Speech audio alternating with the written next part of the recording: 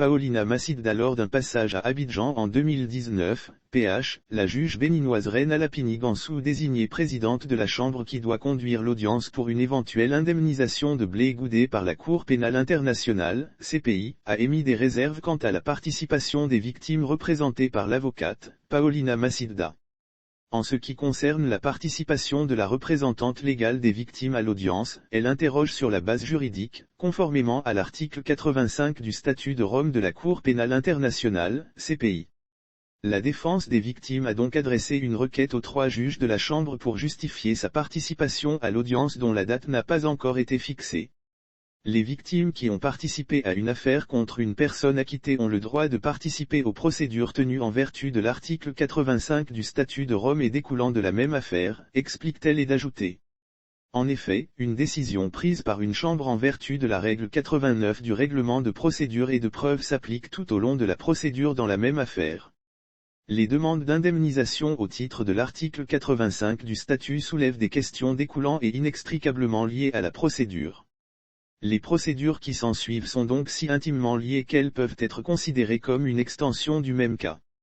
De plus, l'article 68A3 du statut confère à la Chambre le pouvoir et le devoir de permettre que les opinions et les préoccupations des victimes soient présentées et prises en compte par les différentes étapes de la procédure qu'ils jugent appropriées.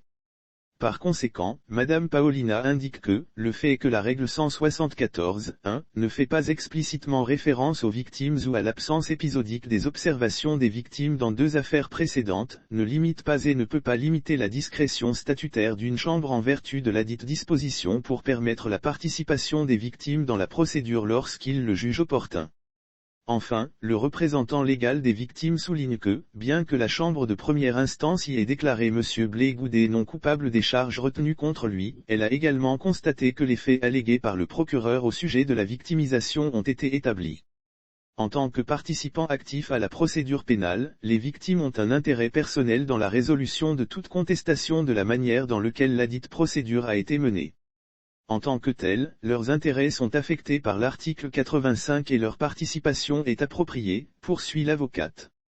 Pour les raisons qui précèdent, la représentante légale des victimes, RLV, demande respectueusement à la Chambre de rejeter la requête M. Blé Goudé de l'exclure de l'audience et de reconnaître que les victimes peuvent faire part de leurs opinions et préoccupations dans le cadre de la procédure au titre de l'article 85 du statut de Rome de la Cour pénale internationale, CPI. Après son acquittement, Charles Blé Goudé réclame une indemnité compensatoire à la CPI dont le montant est estimé à 1,2 million d'euros, l'équivalent de la somme de 780 millions de FCFA.